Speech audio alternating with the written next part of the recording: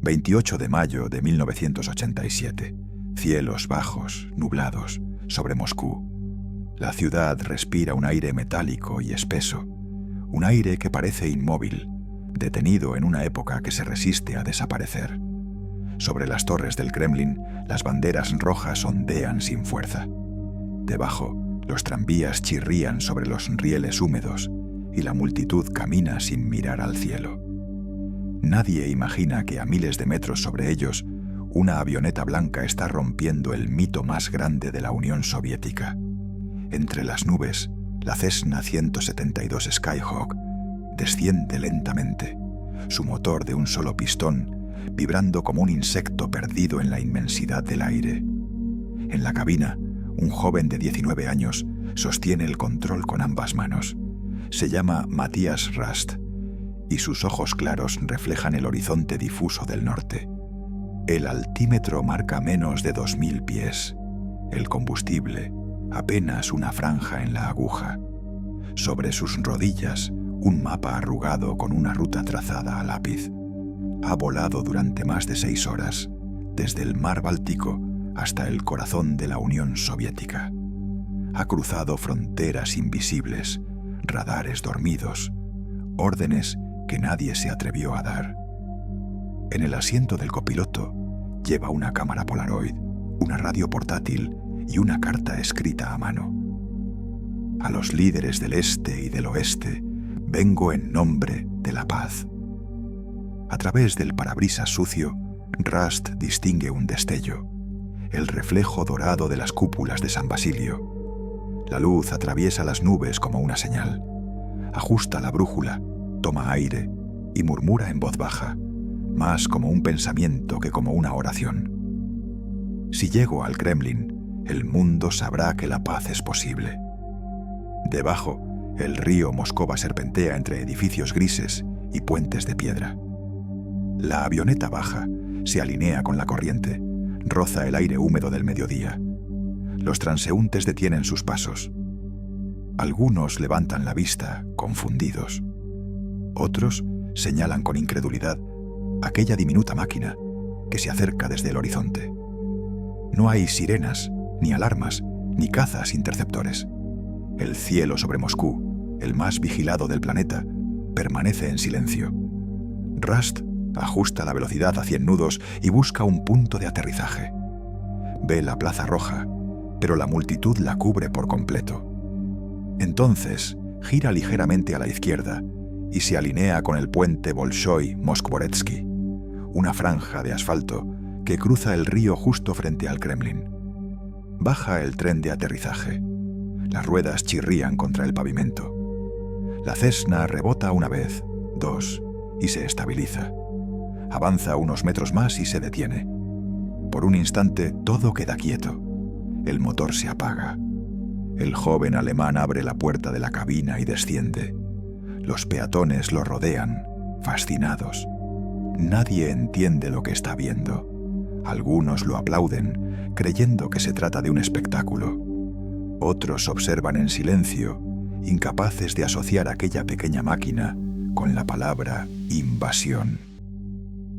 Rast sonríe, levanta una mano en gesto amistoso y dice con acento extranjero: «No teman, he venido en paz». A pocos metros, las cúpulas del Kremlin brillan bajo un sol débil. Nadie dispara, nadie lo detiene. En el país que se creía protegido por el escudo más formidable del mundo, un muchacho de Hamburgo acaba de aterrizar sin permiso, sin armas y sin plan de escape. Y en ese instante, mientras los guardias corren y los transeúntes murmuran, la historia del siglo XX cambia de rumbo. En 1987, el mundo parecía acercarse a su propio deshielo. Tras 4 décadas de tensión, la Guerra Fría empezaba a ceder, lentamente, bajo el calor incierto de un nuevo lenguaje político. En Moscú, Mikhail Gorbachev hablaba de perestroika, reconstrucción, y glasnost, transparencia. Eran palabras nuevas en un país acostumbrado al silencio. La economía se hundía, las fábricas se oxidaban. y las fronteras del imperio se sostenían más por inercia que por fuerza. Pero no todos creían en esas reformas. Dentro del aparato soviético, el cambio no se percibía como esperanza, sino como traición. El ejército lo detestaba, temiendo que la apertura debilitara su autoridad. El KGB lo miraba con recelo, convencido de que la transparencia solo servía al enemigo. Y mientras los discursos de Gorbachov eran aplaudidos en Occidente, en los pasillos del poder soviético se oían susurros de desconfianza y miedo. La Unión Soviética seguía definiéndose por su capacidad de control. Era un Estado vigilante, obsesionado con el orden y la disciplina, que había tejido una red de radares, interceptores y burocracias capaz de registrar cualquier movimiento sobre sus fronteras. Desde el mar de Barents hasta el Cáucaso, miles de antenas giraban día y noche, escuchando el cielo. Los manuales del Ministerio de Defensa afirmaban con orgullo que ningún objeto, vivo o muerto, puede cruzar nuestro espacio aéreo sin ser visto. Moscú era el corazón de ese sistema, la ciudad más protegida de la Tierra. Rodeada por anillos concéntricos de bases aéreas, misiles antiaéreos, radares de largo alcance y estaciones de interceptación, la capital soviética era un santuario intocable. En los mapas secretos del ejército, cada kilómetro del aire moscovita tenía un código, una línea de defensa, un responsable. El Kremlin dormía bajo esa cúpula invisible de acero y vigilancia, convencido de que nada, ni un avión, ni un dron, ni un error, podría atravesarla. Pero esa red de control también tenía otra función, menos visible. No solo observaba el cielo, observaba a quienes observaban. Cada estación vigilaba a la siguiente. Cada oficial era supervisado por otro. El sistema se alimentaba de su propia desconfianza. Nadie quería ser el primero en actuar, ni el último en hacerlo. Y entre esas capas de miedo y obediencia, la eficiencia militar se convertía en un espejismo. En la superficie, la Unión Soviética seguía pareciendo un coloso. Su bandera ondeaba en medio mundo, sus submarinos cruzaban los océanos y sus cohetes todavía llevaban astronautas al espacio. Pero por dentro, el gigante empezaba a crujir. Las fábricas producían menos, los cuarteles sufrían desabastecimiento y la moral se desmoronaba. La URSS mantenía la forma de una potencia, pero ya no tenía su pulso. En ese contexto, la red de defensa aérea, la joya del orgullo soviético, se había vuelto más símbolo que escudo. Era la promesa de invulnerabilidad en un país que temía reconocerse frágil. Cada radar, cada protocolo, cada torre de vigilancia representaba no solo una defensa militar, sino un acto de fe. Fe en la tecnología, fe en el sistema, fe en la perfección de una maquinaria que no podía fallar, porque admitirlo sería admitir que el propio Estado podía fallar. Pero en toda máquina perfecta, el error siempre acecha en silencio. Y el 28 de mayo de 1987, ese silencio se rompería desde el cielo. La Unión Soviética podía verlo todo, escuchar todo, controlarlo todo. O al menos eso creía, porque cada capa de control era también una capa de arrogancia, y esa fe ciega en su propia perfección estaba a punto de ser su ruina. Hamburgo, 1968. En una ciudad que aún mostraba las cicatrices de la guerra, nació Matthias Rust, hijo de un comerciante textil y de una enfermera. La familia vivía en un barrio tranquilo, sin lujos ni privaciones. Su infancia no estuvo marcada por la pobreza ni por el heroísmo, sino por una normalidad que lo inquietaba. Desde pequeño, Rust mostraba una fascinación por los mapas y los motores. Podía pasar horas trazando líneas imaginarias sobre un globo terráqueo o desmontando aparatos para ver cómo funcionaban. Le atraía la idea del movimiento, la distancia el horizonte. Su madre recordaría años después que a los 10 años Matías pasaba las tardes mirando los aviones despegar desde el aeropuerto de Hamburgo. No le interesaban los destinos, decía, solo el hecho de que se iban. En el colegio era un estudiante correcto, callado, más observador que participativo. Sus profesores lo describían como un chico con una calma extraña, ajeno a la competencia. Un compañero escribió en un anuario: Rust no discute, Rust mira. Cuando cumplió 16 años, descubrió la aviación deportiva. Se inscribió en un club de vuelo local y comenzó a entrenar en una avioneta Cessna bajo la supervisión de pilotos jubilados de Lufthansa. Pasaba los fines de semana en el aeródromo, limpiando hangares y ayudando con el mantenimiento a cambio de minutos en el aire. En su primer vuelo solo, el instructor le preguntó qué había sentido. Rust respondió sin pensarlo. Nada, solo silencio. Era una respuesta sincera. En el aire, el ruido del mundo parecía apagarse. Para pagar las horas de vuelo, trabajaba en un supermercado colocando productos en los estantes. Su sueldo apenas alcanzaba para 1 hora de entrenamiento a la semana, pero eso no lo desanimaba. La aviación no era un pasatiempo, sino una forma de pensar. En el cielo encontraba una lógica distinta, donde el control no dependía del poder ni de la jerarquía, sino del equilibrio. No tenía ambiciones políticas. No militaba en ningún movimiento, ni le interesaban los discursos ideológicos que aún dividían a Europa. Pero era parte de una generación nacida entre ruinas y muros, una generación que había heredado la culpa y el cansancio de la posguerra. En su diario escribía frases sueltas que parecían más pensamientos que planes. Europa está cansada de muros. Haré algo que los derrumbe sin violencia. Su instructor de vuelo, un hombre de mediana edad y paciencia militar, lo observaba con una mezcla de ternura y preocupación. «Eres un buen piloto, Matías», le decía, «pero te falta miedo». Rust sonreía. «Sin miedo se vuela mejor». «Sin miedo no se aterriza», replicaba el instructor. Para sus amigos, Rust era simplemente un soñador. Hablaba poco, pero cuando lo hacía, decía cosas que sonaban demasiado grandes para su edad. Creía que las ideas podían volar igual que los aviones. Si se lanzaban con la dirección correcta, podían llegar a cualquier parte.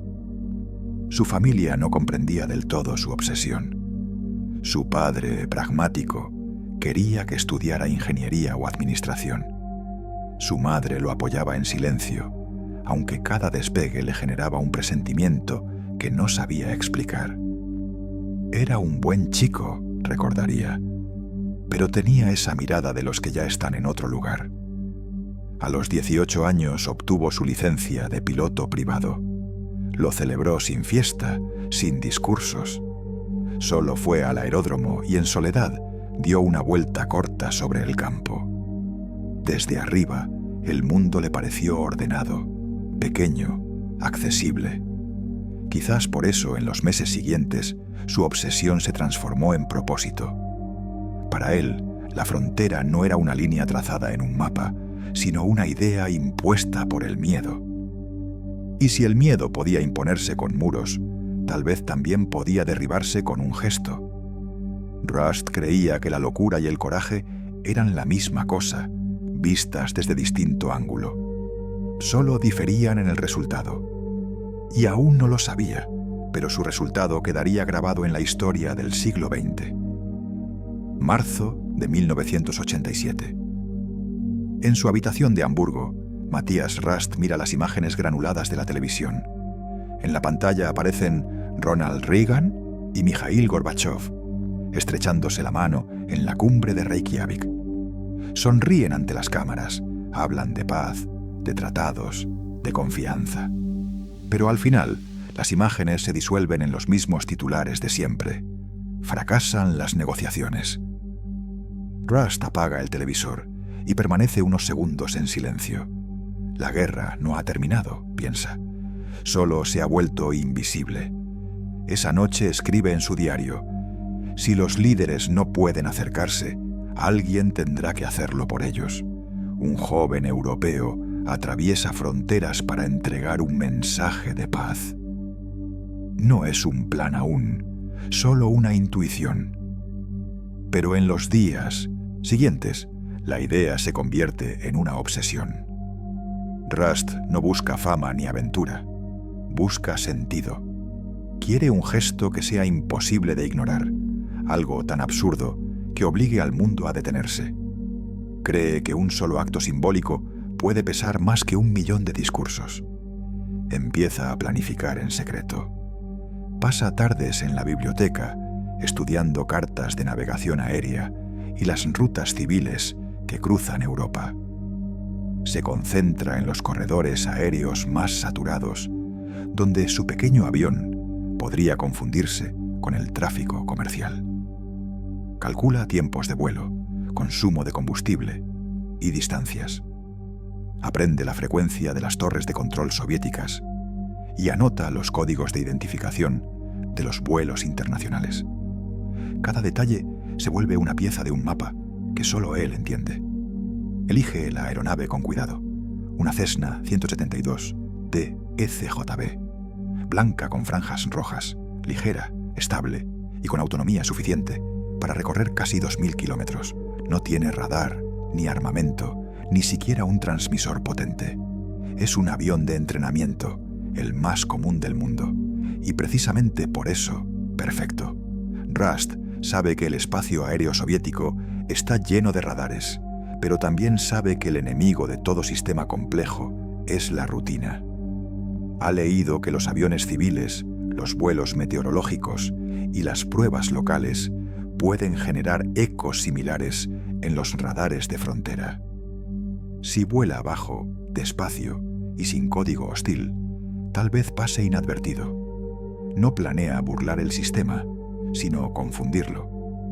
Para justificar el vuelo, informa a su escuela de aviación que realizará un entrenamiento de larga distancia con destino a Islandia. Prepara la documentación, revisa el motor, instala un tanque auxiliar y carga provisiones: pan, chocolate, jugo de manzana, una cámara Polaroid y una brújula portátil.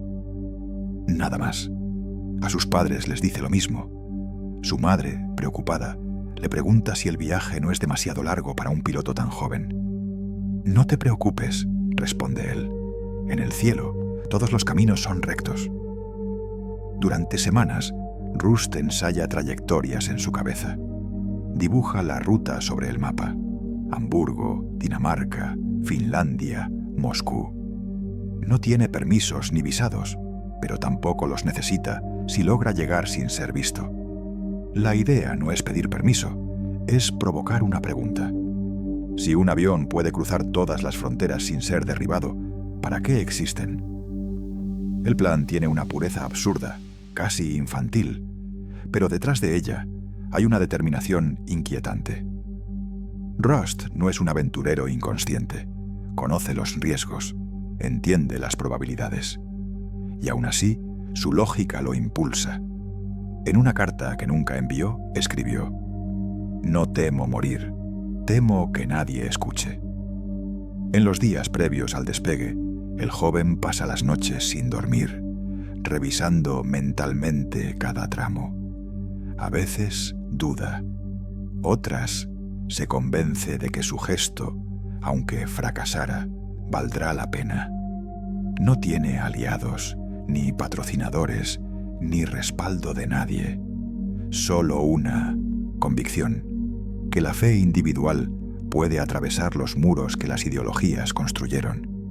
La víspera de su partida, deja su reloj sobre la mesa y anota una última frase en su cuaderno: «El aire no tiene fronteras, el resto son inventos humanos». A la mañana siguiente sale hacia el aeródromo de Hamburgo con una chaqueta de vuelo, un mapa arrugado y una calma inquietante en la mirada. Para todos, es solo un joven más a punto de realizar un vuelo de práctica. Para él, es el comienzo del acto más improbable de la Guerra Fría. Su destino no está en Islandia, está en el corazón del enemigo. Durante las semanas siguientes, Matthias Rast convirtió su habitación en un centro de operaciones improvisado.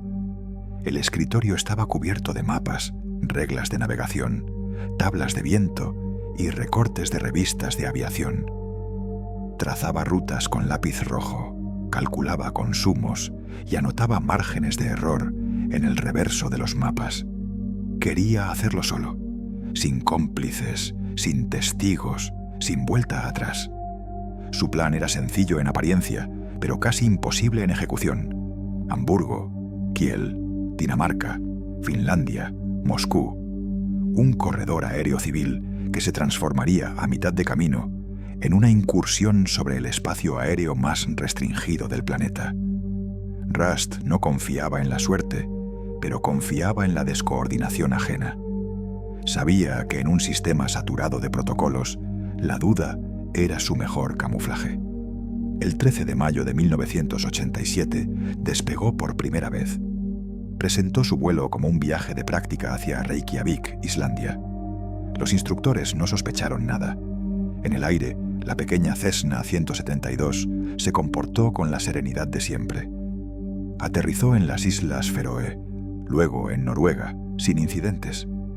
Pero al día siguiente, en lugar de continuar hacia el Atlántico, cambió el rumbo hacia el sureste, rumbo a Helsinki. El movimiento fue tan discreto que nadie lo advirtió. A los controladores aéreos finlandeses, su señal les pareció la de un vuelo civil común. Registraron su matrícula, DECJB, como avión privado en ruta de entrenamiento. Rast aterrizó en el aeropuerto de Malmö el 25 de mayo, 3 días antes del vuelo final.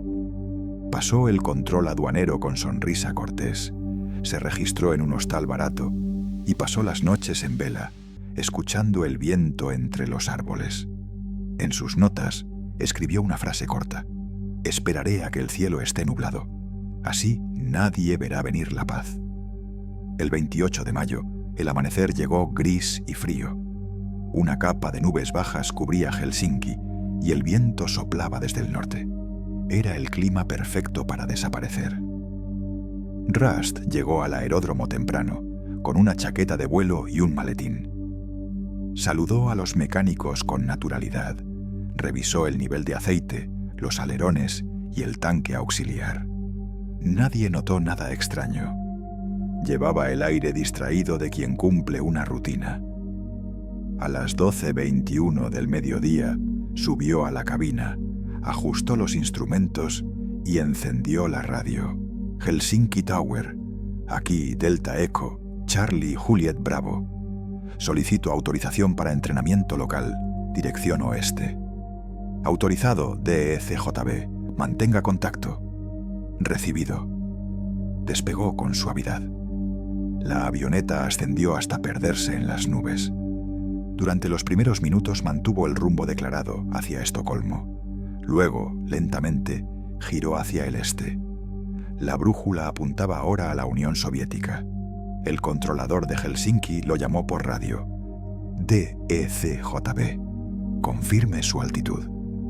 Rast mantuvo la voz tranquila. 3.500 pies, entrenamiento visual. Volveré en 2 horas. Recibido. Fue la última comunicación verificada. En cuestión de minutos, su señal desapareció de los radares finlandeses. Los controladores asumieron que había caído al mar. Se inició un protocolo de búsqueda y rescate en el Golfo de Finlandia. Helicópteros noruegos y buques guardacostas barrieron la zona durante horas.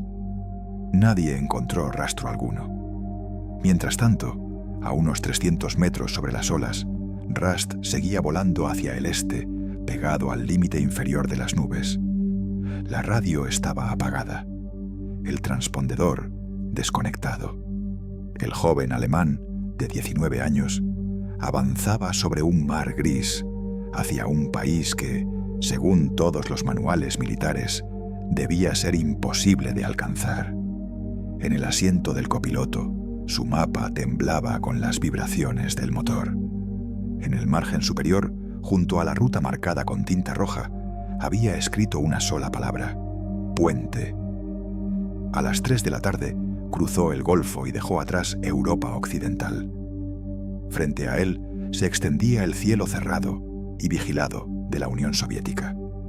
Y sin saberlo, en ese momento exacto, comenzaba el vuelo más humillante que la URSS sufriría en toda su historia.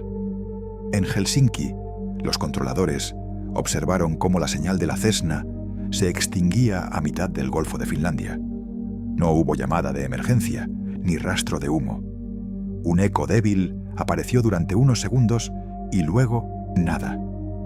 A las 15:00 horas dieron la alerta. Los periódicos finlandeses escribieron al día siguiente: pequeña aeronave civil desaparecida sobre el mar. Posible accidente. Rust, en cambio, seguía en el aire, volando bajo las nubes, a poco más de 300 metros sobre la superficie del Báltico. Las olas se estiraban como láminas de plomo. El horizonte era una línea gris sin forma. Apagó la radio y ajustó la brújula hacia el este. En su tablero, el altímetro vibraba. El motor, un simple Lycoming de 160 caballos, mantenía el zumbido uniforme. No tenía contacto con nadie, ni sabía si los radares lo seguían. A esa hora, la Unión Soviética lo estaba mirando. En una base costera cerca de Tallinn, un radar del sistema de defensa PVO detectó una señal mínima que se movía lentamente hacia el interior. El operador la registró y avisó al superior de turno. Posible aeronave pequeña, sin transpondedor. El comandante frunció el ceño. ¿Qué tipo? Demasiado bajo para identificar. Durante un momento discutieron si debía enviarse un caza. Al final, decidieron esperar. La señal desapareció de nuevo entre las nubes. En tierra, los soviéticos creían que era un avión local o un ejercicio no reportado. Los canales de comunicación civil y militar estaban saturados. Nadie quería hacer llamadas innecesarias. En un sistema donde cada orden implicaba responsabilidad, la inacción parecía más segura que la iniciativa. Rust atravesó la costa de Estonia sin oposición. Debajo de él, el bosque se extendía hasta perderse en el horizonte. Había entrado oficialmente en el territorio de la URSS. Si alguien hubiera querido detenerlo, bastaba un solo misil, pero ningún misil fue disparado. A las 16:30 pasó sobre el lago Peipus, en la frontera entre Estonia y Rusia. El aire se volvió más turbulento. Durante unos minutos pensó que el motor fallaría. Se aferró al control y descendió un poco más. En la radio seguía el silencio. Sabía que cada minuto era un regalo, que en cualquier instante podría oír el rugido de un caza o ver una estela ascender desde el suelo. Pero nada ocurrió. En Helsinki, los equipos de rescate volaban en círculos sobre el mar, buscando restos. En Alemania, sus padres respondían a una llamada de la embajada. Su hijo ha desaparecido, probable accidente. La noticia se extendió rápido. En cuestión de horas, Matthias Rust era considerado un joven muerto en un vuelo sin sentido. Sobre las nubes soviéticas, el supuesto cadáver seguía vivo y avanzando. La brújula oscilaba entre el este y el sudeste. En la distancia, el sol comenzaba a hundirse tras una cortina de nubes. Rust miró el horizonte y sonrió con serenidad. Para él, todo seguía según el plan. Cuando la noche empezó a caer sobre el mar, la pequeña Cessna entró de lleno en el espacio aéreo soviético. Los radares volvieron a captarla por unos segundos. La clasificaron como aeronave local y la perdieron otra vez. En los informes del día, los operadores escribirían: eco no identificado, probable vuelo interno.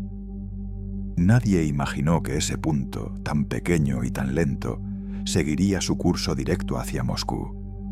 Rust ajustó el rumbo. En los cascos escuchaba solo el viento. Y en el silencio del cielo del Báltico, un muchacho alemán continuó volando hacia el corazón de un imperio que aún creía que nada podía atravesarlo. Alrededor de las 5 de la tarde, los radares soviéticos del distrito militar de Pskov detectaron un eco débil moviéndose lentamente desde el noroeste. En la pantalla verde del centro de control, aquel punto parecía insignificante, un destello que iba y venía con el parpadeo de las ondas. No transmitía código de identificación, no tenía plan de vuelo, y su velocidad era anómala. Demasiado lenta para un avión militar, demasiado constante para un ave. El oficial de guardia observó el monitor en silencio. Se acercó, ajustó la ganancia del radar y vio cómo el eco se mantenía. ¿Tenemos tráfico civil en este sector?, preguntó. El operador revisó la lista de vuelos. Negativo, ningún vuelo registrado. ¿Un avión local? Podría ser. Los aeroclubes han tenido problemas con el transpondedor. En ese momento, otro punto apareció brevemente. Luego, desapareció. El radar lo tomó por una interferencia. En la cabina de mando, los técnicos intercambiaron miradas. Uno de ellos, más joven, murmuró: «Si no responde, debería clasificarse como intruso». El comandante del turno, un coronel cansado de la rutina, levantó la mano. «No hay confirmación de hostilidad. Esperemos».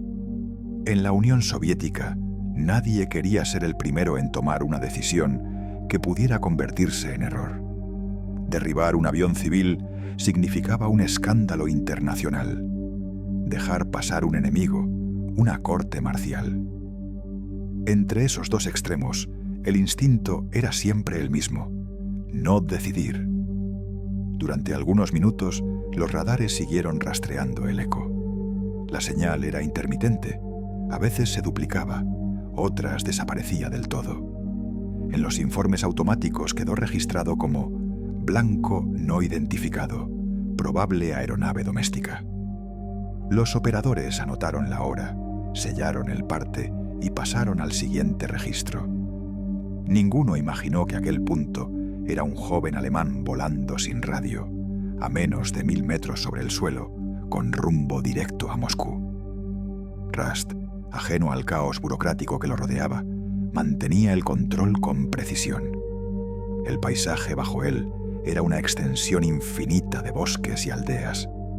Desde el aire, la Unión Soviética parecía dormida, un país sin movimiento. No veía carreteras principales, ni fábricas, ni ciudades grandes, solo la monotonía verde y gris del norte. A veces, alguna columna de humo salía de una chimenea, o un río plateado se curvaba entre los árboles. No había cazas, ni sirenas, ni nada que indicara peligro, solo silencio. En el centro de control de Ostrov, otro radar captó su señal. El operador, siguiendo el protocolo, transmitió la información al comando superior. La respuesta llegó minutos después. Blanco probablemente doméstico, no actuar. El operador bajó la vista, escribió la nota y la archivó. En cualquier otro lugar del mundo, habría parecido un acto de negligencia. En la Unión Soviética de 1987, era una medida de supervivencia. Ningún oficial quería ser responsable de un malentendido internacional. Nadie quería repetir el escándalo del KL-007, el avión de pasajeros coreano derribado por error 4 años antes. Aquella tragedia había dejado cicatrices en toda la cadena de mando. Rust siguió avanzando hacia el sur, sin saber que cada decisión de prudencia lo protegía. Había entrado en un espacio aéreo que no se medía solo en kilómetros, sino en miedo. Cada estación que lo veía prefería creer que no existía. Cada ojo que lo detectaba miraba hacia otro lado. En su cabina, el Chuantian, joven alemán, bebió un sorbo de jugo de manzana y consultó el mapa. Había recorrido casi 2/3 del trayecto. La brújula vibraba sobre el panel. Su objetivo estaba a unas 2 horas de vuelo. No sentía euforia ni miedo, solo concentración. El motor de la Cessna zumbaba como un reloj. Bajo él, un país entero respiraba en silencio. Un país que se definía por su vigilancia y que ahora no veía al intruso que se movía justo en su corazón. El instante de duda había pasado, y esa duda era ya la primera grieta en el muro de hierro. Durante décadas, el orgullo militar de la Unión Soviética se había sostenido sobre un acrónimo: PVO, Protivovodnaya Oborona, la defensa aérea del Estado. Era un coloso dentro del coloso, una estructura separada del ejército y de la fuerza aérea, con su propia cadena de mando, su propio presupuesto y un solo propósito: que nada, absolutamente nada, pudiera cruzar el cielo soviético sin permiso. El sistema cubría 11 zonas militares, desde las costas del Báltico hasta los confines del Pacífico.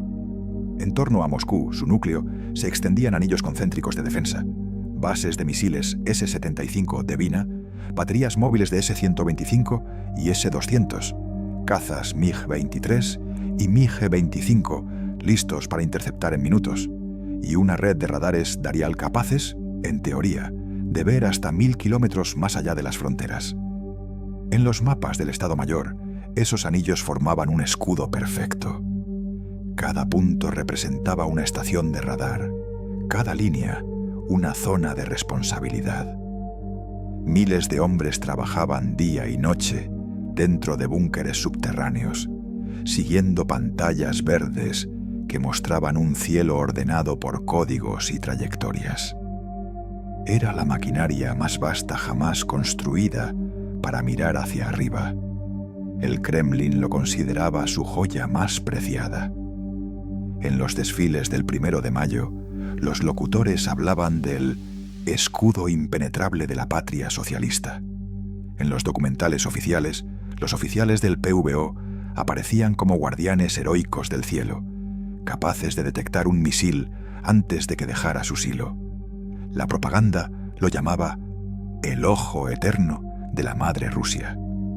Pero en 1987, aquel ojo estaba cansado. La PVO sufría el mismo desgaste que todo el aparato soviético. Las estaciones de radar tenían equipos obsoletos, los generadores fallaban, los repuestos escaseaban. Muchos operadores trabajaban turnos dobles y los cazas permanecían en tierra por falta de combustible. El mantenimiento se posponía, los informes se maquillaban y las órdenes se transmitían con lentitud burocrática.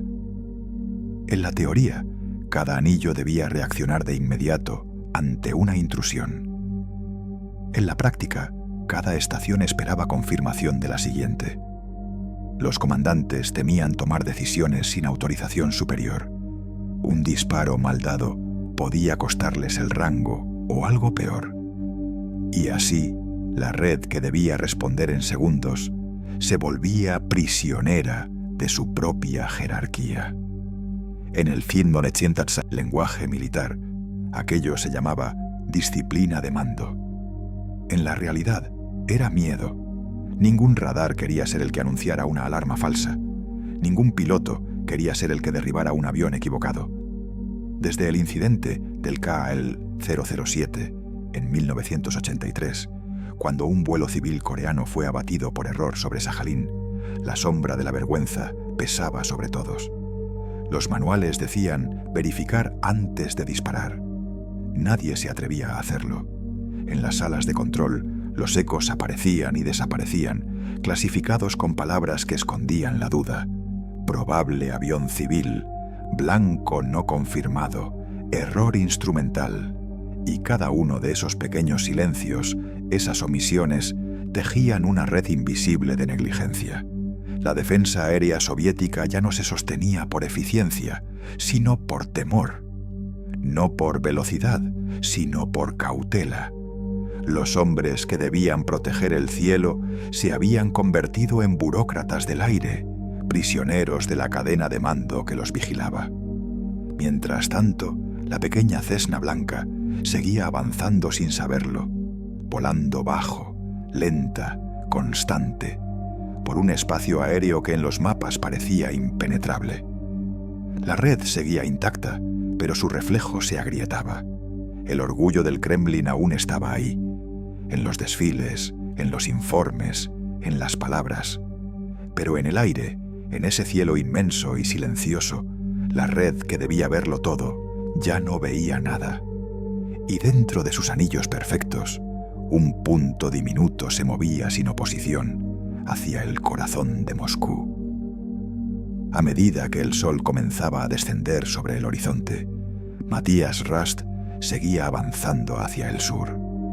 La Cessna se mantenía estable, aunque el aire se volvía más denso y turbulento. El joven piloto redujo velocidad, bajó la nariz del avión y ajustó la altitud para evitar una capa de nubes que amenazaba con envolverlo. La maniobra fue suave, casi instintiva, pero bastó para borrarlo del radar. En la base aérea de Pskov, los operadores lo habían estado observando con atención. Durante varios minutos, el eco apareció en sus pantallas, débil pero persistente, hasta que se desvaneció. El técnico principal, un hombre con 30 años de servicio, anotó la hora y levantó el teléfono. «Tenemos pérdida de señal, posible aterrizaje o fallo de radar». «¿Identificación?», preguntó el comandante. «Velocidad baja, rumbo sur. Podría ser un avión de entrenamiento del distrito de Leningrado». El comandante asintió con indiferencia. «Anótelo como vuelo local». El reporte fue archivado, marcado con un sello burocrático. No acción requerida. Aquel pequeño acto de rutina, insignificante entre miles de registros diarios, bastó para borrar la existencia del intruso. Más al sur, en la base de Torzhok, un segundo radar captó su señal. El operador la clasificó de inmediato como blanco no identificado, altitud variable. Minutos después, el centro de mando envió la orden de interceptar. 2 pilotos de MiG-23 corrieron hacia sus aviones.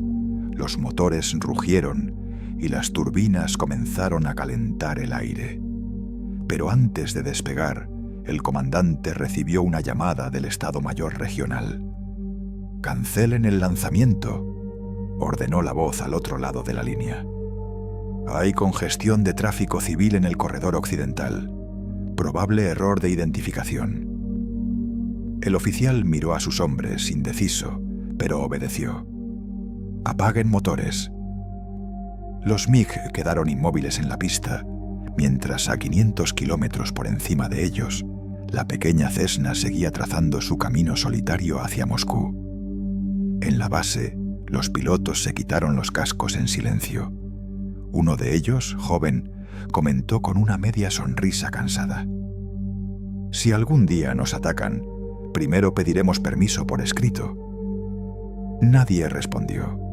Todos sabían que era verdad. Rust no sabía nada de eso. En su cabina la radio seguía muda y el motor mantenía su zumbido constante. El sol iluminaba la cabina con un brillo anaranjado y por primera vez en horas, el joven sintió un momento de calma. Volaba sobre un país que no lo veía, sostenido por el azar y la indecisión ajena. Cada estación de radar que lo detectaba encontraba una excusa para no intervenir. Interferencias, errores instrumentales, mal clima, vuelos de entrenamiento. Cada oficial que debía tomar una decisión prefería dejarla para otro. Y así, sin disparos, sin persecución, sin siquiera una alerta formal, Rust cruzó los anillos más externos de defensa aérea soviética. En Moscú, nadie sabía que un avión civil sin autorización estaba ya dentro del espacio aéreo interior. En los informes de rutina no figuraba ninguna anomalía. En los cuarteles la jornada seguía su curso habitual y en el aire un joven alemán continuaba su vuelo imposible, protegido por la cadena de errores más improbable de la Guerra Fría. La Cessna avanzaba sin prisa, ajena al desastre político que su travesía estaba gestando. A cada kilómetro, el mito del control soviético se desmoronaba un poco más. No por sabotaje ni por traición, sino por miedo a equivocarse. A veces los imperios no caen por golpes externos, caen cuando sus propios guardianes dejan de creer en lo que protegen. Y esa tarde, sobre los bosques del norte ruso, el cielo de la Unión Soviética había dejado de creer. Han pasado más de 6 horas y media desde que Matías Rust despegó de Helsinki. El horizonte frente a él se abre y entre la bruma de la tarde comienza a distinguirse una mancha gris que crece lentamente. Moscú, la capital de un imperio. Por primera vez en el vuelo, el joven alemán siente el peso del cansancio. Los brazos le duelen, el cuello está tenso y el motor vibra con un ritmo irregular. Lleva tanto tiempo en el aire que ya no recuerda el sonido del silencio. A medida que se acerca a la ciudad, el cielo se llena de tráfico.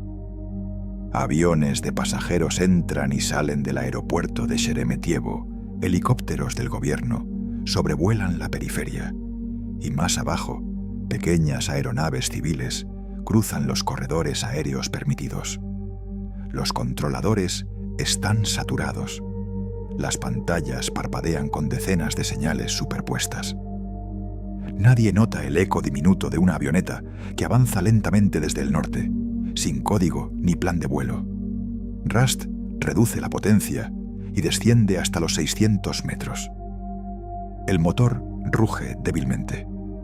Abajo, el paisaje se transforma. Las líneas rectas de las carreteras dan paso a avenidas infinitas, edificios de concreto y fábricas cubiertas de humo. A su derecha, el río Moscova refleja la luz del atardecer. Decide seguirlo. El curso del agua lo guiará hasta el corazón de la ciudad. En el suelo, los peatones empiezan a notarlo. En los parques y avenidas, algunos levantan la vista, confundidos. No es habitual ver una avioneta sobre el centro de Moscú, y menos aún tan baja. Los niños señalan el cielo, los adultos entrecierran los ojos, algunos sonríen, otros se detienen a mirar con inquietud. «Debe ser un ensayo del desfile», dice una mujer. «O un avión extranjero perdido», responde un hombre, sin apartar la vista. Nadie sospecha la verdad. Esa frágil máquina, blanca y solitaria, acaba de atravesar sin resistencia la red de defensa aérea más temida del planeta. Rust sigue el curso del río, buscando un punto donde aterrizar. La ciudad se despliega bajo él como un laberinto inmenso. Ve el estadio Luzhniki, los tejados de la Universidad Estatal, los grandes bulevares repletos de tráfico. En su tablero, el combustible desciende a la última franja. En las torres de control de Moscú, los operadores reciben breves reportes de avistamiento de aeronave desconocida. Pero el caos del tráfico aéreo civil impide una reacción coordinada. Un supervisor da la orden de investigar, otro de ignorar el aviso. A las 18:55, un controlador comenta en voz baja: «Si es un enemigo, ya es demasiado tarde». En la cabina, Rust siente que el aire se vuelve más espeso. Desciende un poco más, apenas a 300 metros. El sol del atardecer baña la ciudad con una luz dorada. A lo lejos, entre los tejados, ve las cúpulas de San Basilio y la muralla roja del Kremlin. Su corazón late con fuerza, pero su mente se mantiene fría. No piensa en la gloria ni en el peligro, solo en aterrizar. Reduce velocidad. El viento empuja la avioneta hacia el oeste. Corrige el rumbo con cuidado. El río se curva y el reflejo del Kremlin brilla sobre el agua. Debajo, los transeúntes se detienen. Algunos creen que se trata de una filmación. Otros empiezan a murmurar con nerviosismo. Una avioneta sobrevolando la Plaza Roja es algo que no ocurre ni siquiera en los desfiles militares. Rust gira sobre la ciudad, buscando un espacio abierto. La Plaza Roja parece ideal, pero está llena de gente, demasiado arriesgado. Gira una vez más sobre el río. Los segundos se estiran. Desde el suelo, un oficial de tránsito observa cómo la avioneta pasa sobre el Kremlin y desaparece tras los edificios. ¿La has visto?, pregunta a su compañero. Sí, responde el otro, con una mezcla de asombro y resignación. Pero no es asunto nuestro. Arriba el motor tose y vuelve a estabilizarse. Rust suelta un suspiro. Frente a él, el puente Bolshoi-Moskvoretsky brilla bajo el sol como una pista improvisada. Decide que será allí. Sin saberlo, está a punto de escribir la escena más surrealista de la Guerra Fría. Y mientras la avioneta blanca desciende sobre el río, Moscú sigue su vida cotidiana. Nadie imagina que el mayor fallo de seguridad del Imperio Soviético está ocurriendo a plena vista. La ciudad se abre bajo la avioneta como una maqueta interminable. Rust sobrevuela los tejados, cruza avenidas, sigue el curso del río Móskova, hasta que la muralla roja del Kremlin llena su parabrisas. Frente a ella, las cúpulas coloridas de San Basilio relucen bajo la luz de la tarde. Es el centro exacto del poder soviético, el punto que ningún enemigo debía alcanzar jamás. Durante unos segundos, Rust duda. La Plaza Roja parece amplia, una pista perfecta, pero está llena de gente. Turistas, soldados, niños, ancianos. Cientos de personas caminan entre las torres del Kremlin y los muros del Museo Histórico. No hay espacio, no hay seguridad. Si aterriza allí podría matar a alguien. Tira del control, asciende unos metros y da un giro lento sobre la plaza. Abajo, las cabezas se levantan. Algunos saludan, creyendo que se trata de un acto oficial. Otros simplemente observan, incrédulos, aquella avioneta que gira sobre el corazón del imperio. Rust mantiene la calma. El motor vibra, el combustible está casi al límite. Mira hacia el sur, ve el reflejo del puente Bolshoi-Moskvoretsky, una franja recta de asfalto que cruza el río justo al pie de la Plaza Roja.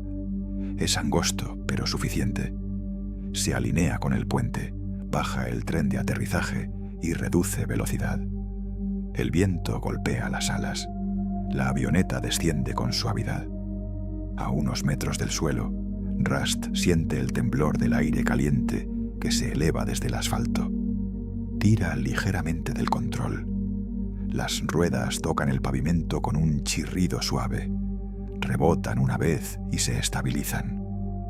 La Cessna recorre el puente, frena lentamente y se detiene a escasos metros del tráfico detenido. Durante unos segundos no ocurre nada. El motor sigue girando, el ruido del aire se disuelve. Rust corta la mezcla, apaga el contacto y el silencio se hace absoluto. Solo se escucha el rumor del río y el murmullo de los peatones que comienzan a acercarse. Abre la puerta de la cabina y desciende. Tiene el rostro pálido, los ojos enrojecidos por el cansancio. Lleva puesta una chaqueta azul, los auriculares colgando del cuello y una sonrisa que mezcla alivio y agotamiento. Al principio los transeúntes mantienen la distancia. Luego un hombre de mediana edad con gorra y abrigo, se adelanta. ¿De dónde vienes?, pregunta desconcertado. Rust lo mira con amabilidad. De Alemania, responde. He venido en paz. El hombre asiente, sin entender del todo, y sonríe. Pronto, más curiosos se acercan. Algunos lo felicitan, creyendo que se trata de un vuelo oficial o un acto de propaganda. Otros tocan la avioneta, maravillados de su tamaño. Un niño le ofrece una flor arrancada de una maceta cercana. Rust la toma y la coloca sobre el tablero. Todo parece irreal. Un avión extranjero estacionado junto al Kremlin rodeado por civiles sonrientes, sin un solo soldado a la vista. A los pocos minutos la policía llega. 3 agentes se abren paso entre la multitud. No hay violencia, ni gritos, ni armas desenfundadas. Uno de ellos, el de mayor rango, se acerca y habla con tono formal. «Ciudadano, muéstreme su identificación». Rust saca su pasaporte alemán, lo entrega y dice con voz calmada: «He venido a tender un puente entre nuestros pueblos». El agente lo mira en silencio, sin saber si está frente a un espía, un loco o un símbolo. «Acompáñeme, por favor». Rust asiente y lo sigue sin resistencia. Los curiosos observan cómo se lo llevan hacia un coche patrulla estacionado junto al puente. Antes de subir, vuelve la cabeza. La Cessna sigue allí, inmóvil, con las cúpulas de San Basilio reflejándose en su fuselaje blanco. Es una imagen imposible, absurda, hermosa. Mientras el coche arranca y desaparece entre las calles del centro, la multitud sigue mirando el avión. Nadie lo comprende, pero todos saben que acaban de ver algo que no debería haber ocurrido jamás. Y así, sin un solo disparo, un joven de 19 años había logrado lo que ningún ejército, ningún espía, ni ninguna potencia había conseguido en 40 años de Guerra Fría: penetrar el corazón del Imperio Soviético y aterrizar junto al Kremlin. Las noticias viajaron a la velocidad de la vergüenza. Apenas unas horas después del aterrizaje, las imágenes comenzaron a circular. Una pequeña avioneta blanca, detenida junto al Kremlin, rodeada por curiosos y agentes. La fotografía era tan absurda que muchos creyeron que se trataba de un montaje occidental, pero no lo era. La escena era real y el símbolo devastador. El 1 de junio de 1987, los noticieros del mundo abrieron con la misma imagen. El país más cerrado del planeta había sido atravesado de norte a sur por un muchacho de 19 años en una avioneta civil. En Hamburgo, los periódicos lo llamaban el vuelo de la paz. En Washington lo definían como la broma más cara de la Guerra Fría. En Moscú, nadie se atrevía a bromear. Para el ejército soviético fue una humillación total. Durante 40 años habían presumido de tener el sistema de defensa aérea más sofisticado del mundo. Miles de radares, misiles de largo alcance, interceptores supersónicos y una burocracia capaz de movilizar ejércitos en minutos. Y sin embargo, un solo hombre, sin armas ni plan militar, había logrado atravesarlo por completo, aterrizar frente al Kremlin y saludar a los peatones. El incidente se convirtió en un terremoto político. El ministro de Defensa, Sergei Sokolov, un veterano de la Segunda Guerra Mundial, fue destituido de inmediato. Lo mismo ocurrió con el mariscal Alexander Koldunov, comandante en jefe de la defensa aérea. Cientos de oficiales de alto rango fueron degradados y más de 1000 recibieron sanciones disciplinarias. La purga se extendió como una tormenta silenciosa por todas las ramas del ejército. Para muchos dentro del Kremlin, la vergüenza era insoportable. En los pasillos del Ministerio de Defensa se hablaba de conspiración, de sabotaje, de fallos técnicos imposibles. Pero no había manera de negarlo. La red impenetrable había fallado ante un civil con una brújula y una convicción. Gorbachov, sin embargo, vio en la catástrofe una oportunidad. En los meses previos, su proyecto de perestroika había encontrado resistencia feroz dentro del aparato militar. Los mariscales veteranos consideraban sus reformas una amenaza al orden y a la disciplina que había sostenido al país durante décadas. Ahora, con el incidente del vuelo de Rust, el líder soviético tenía un argumento irrefutable.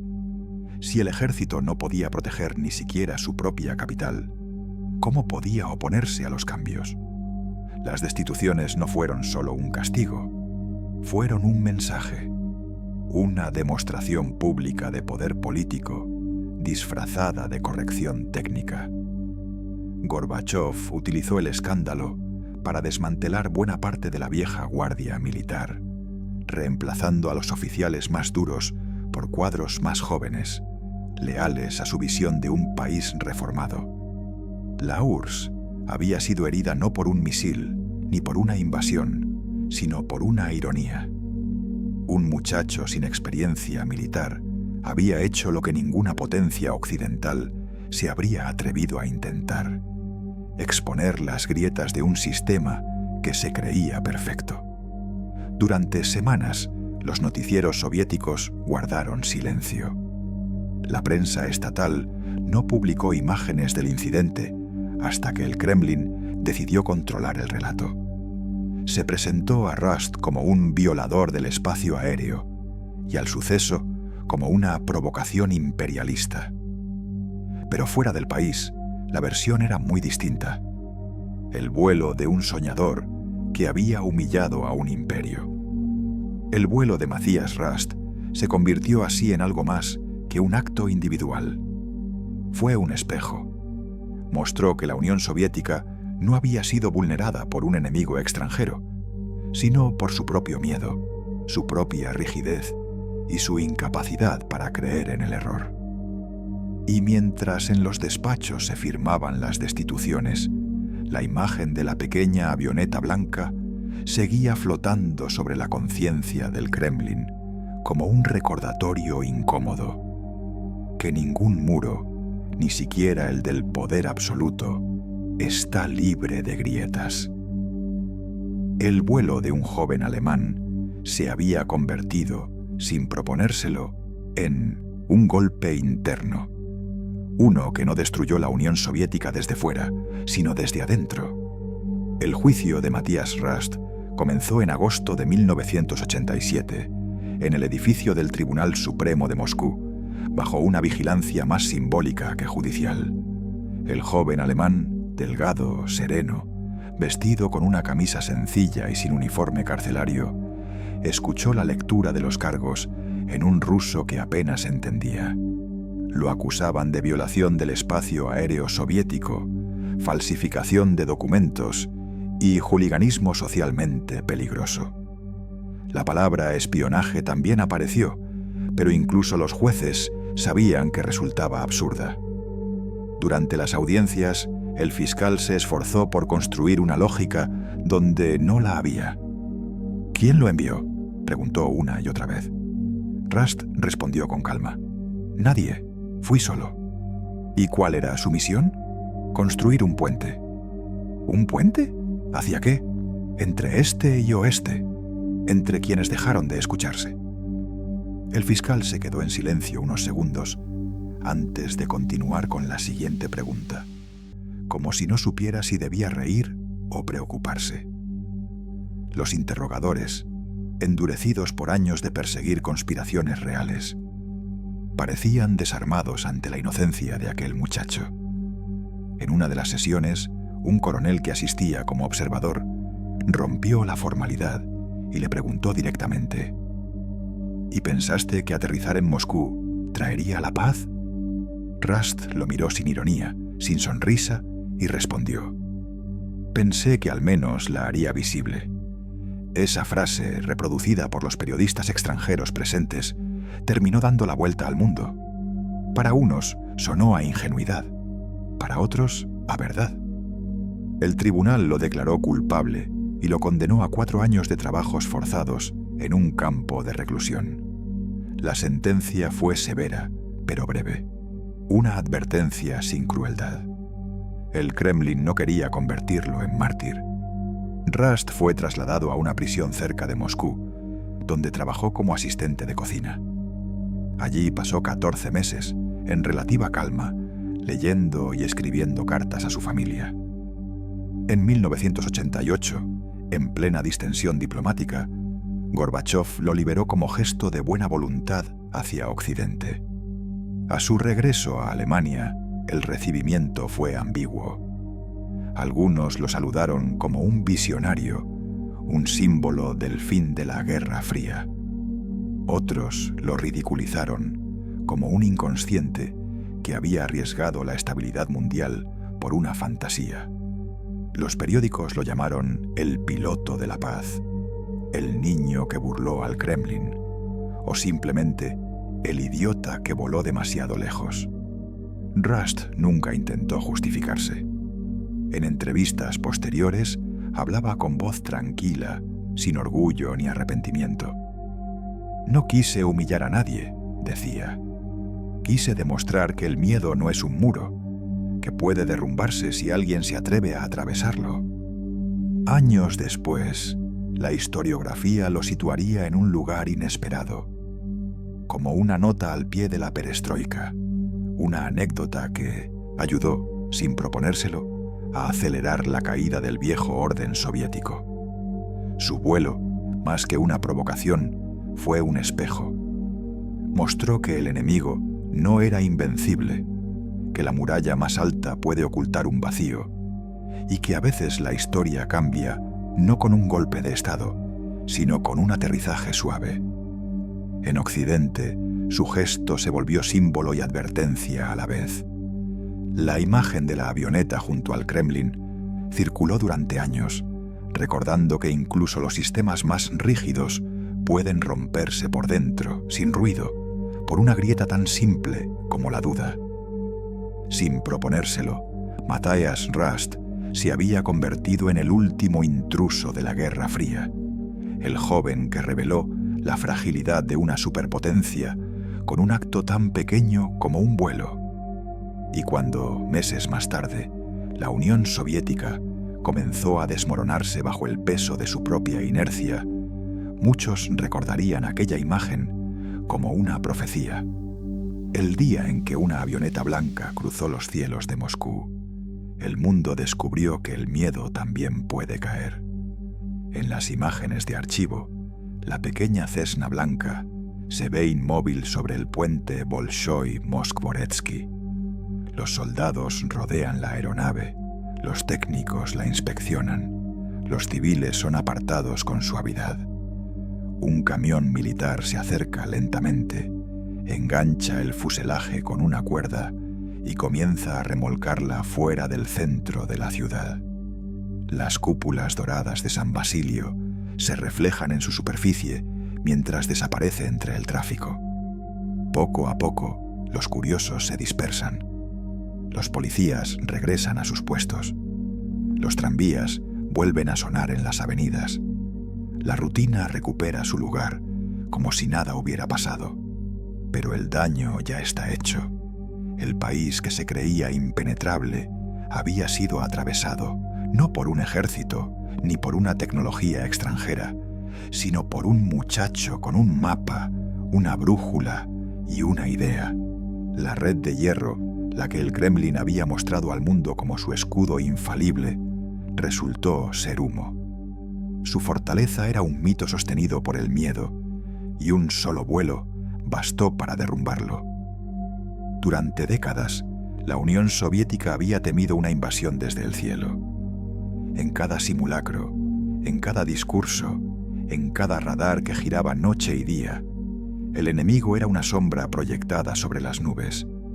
Aviones norteamericanos, misiles invisibles, satélites espiando desde el espacio. Pero cuando el enemigo finalmente llegó, no venía con misiles ni con bombas, venía con una sonrisa. Matthias Rust no fue un héroe, ni un villano, ni un instrumento de ningún gobierno. Fue el reflejo de una época que se desmoronaba. Un joven que creyó que la fe, por ingenua que parezca, podía atravesar los muros más sólidos. Y al hacerlo, reveló que esos muros eran más frágiles de lo que todos querían admitir. La fe ciega en la perfección cayó aquel día. Cayó la ilusión de que la vigilancia podía sustituir al juicio humano, que la obediencia era suficiente para sostener un sistema, que el miedo era una herramienta de control. La paz, a veces, no nace de los tratados ni de los ejércitos, sino de un acto de locura. El 28 de mayo de 1987, el cielo de Moscú no se rompió. No hubo explosiones, ni alarmas, ni humo. Solo el eco suave de unas ruedas tocando el asfalto de un puente. El cielo no se rompió, pero el mito sí.